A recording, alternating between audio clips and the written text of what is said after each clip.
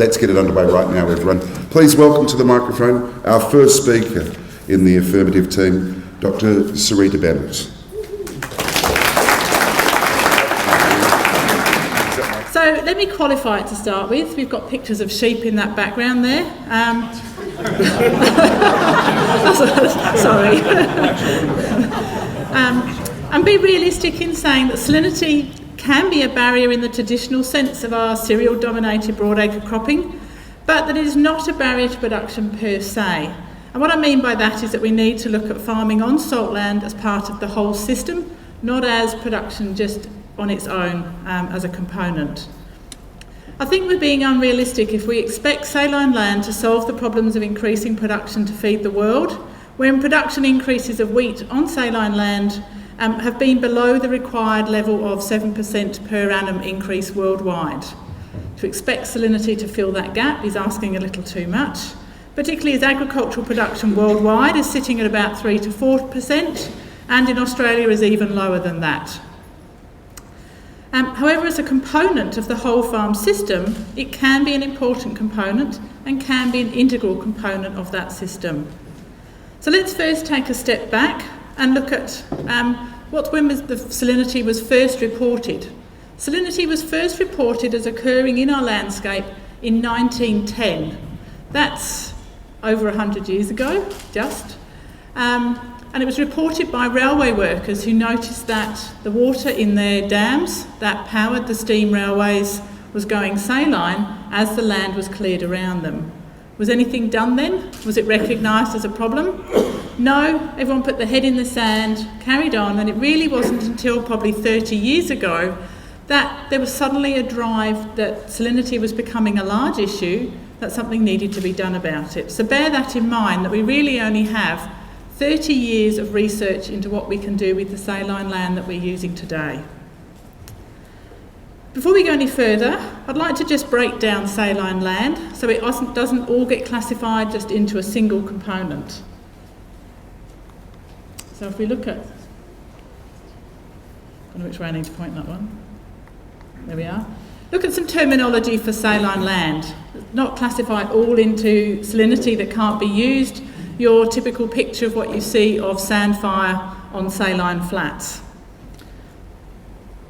So you've got various different categories there. These categories now have been agreed across Australia wide, and you can see there that we have 6 different categories. These are the salinity ballparks that we can be working with that can be produced to be saline.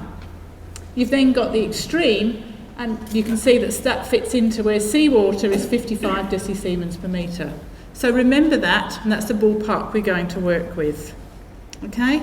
Now, cropping is not generally productive on soil with a salinity of much greater than 4 decisiemens per metre. Slow success is currently being made in the breeding of salt-tolerant crops, but has yet to move beyond the glasshouse. So something to look for the future for croppers, but it's got a long way to go. However, if we now look at a saltland capability chart with salinity running along the top, you'll see that as part of a mixed farming system, production can be achieved up to salinity levels of up to 32 decisiemens per metre by putting halophytic grasses, that's your Puxonelia, and dare I say it in the right place, tall wheatgrass, and halophytic shrubs, your salt bushes and blue bushes, on this land, and using them strategically. And by strategically, I mean green season, out of season green feed, shelter for mating ewes, and shelter for young lambs. What I do want to say on this graph at one point is that one thing we need to separate here is that this part across the top is where the water table gets to less than 0.5 below the surface. At that point, you've got waterlogging coming into the system as well, and that has its own issues and needs to be separated from salinity. So if we now look at the graph, we can see that where I said 4 decisiemens per metre, you've either got your annual crops or your annual pastures, lucerne potentially, where you haven't got waterlogging issues, and this is where we've got our use of where salinity can be productive, and I will go on and give you more details about that.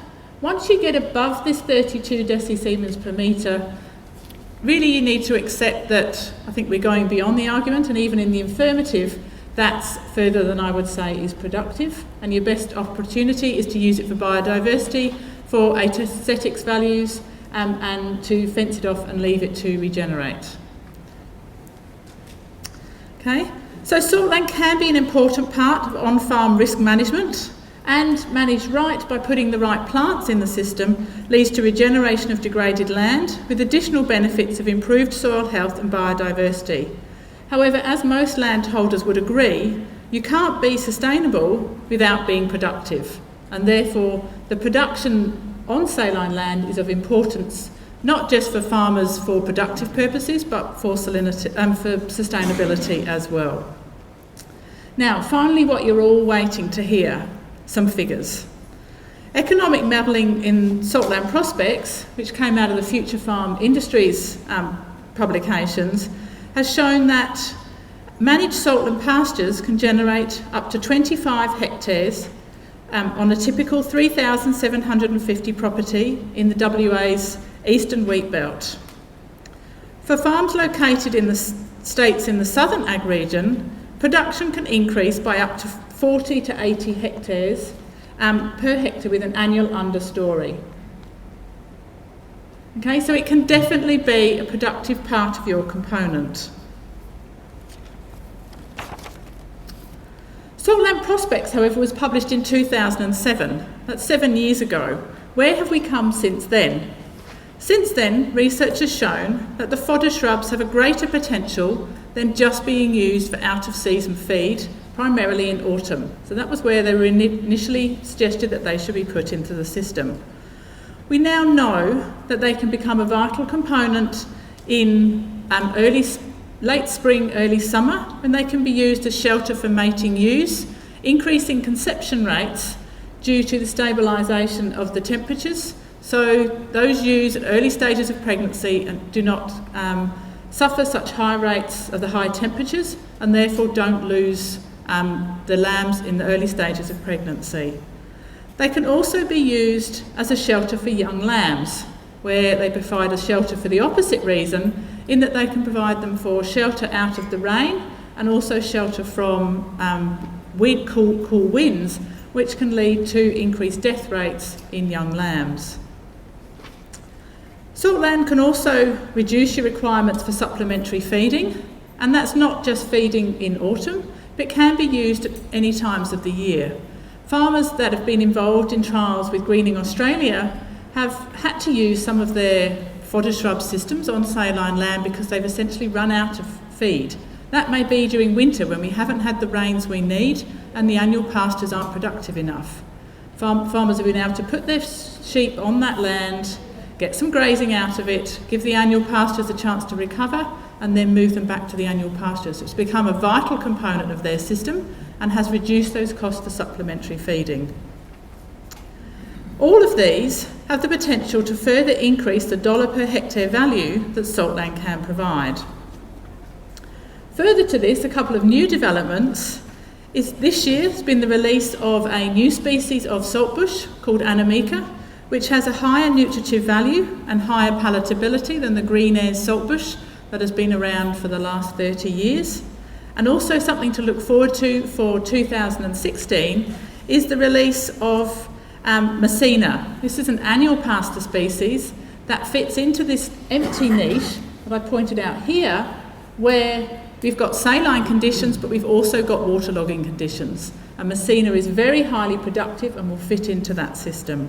So those are two exciting developments that are going to further increase the production from what we know. Now, the final thing I want to say is, going back to the beginning, salinity research has really only been going on in any extent for the last 30 years. Wheat in Australia has been grown here for over 100 years and has been cultivated across the world for many thousand more than that. Given that we only have 30 years of research, what are the opportunities going into the future? I think we have a lot more opportunities than we've currently realised, and that we can look for a successful production on saline land.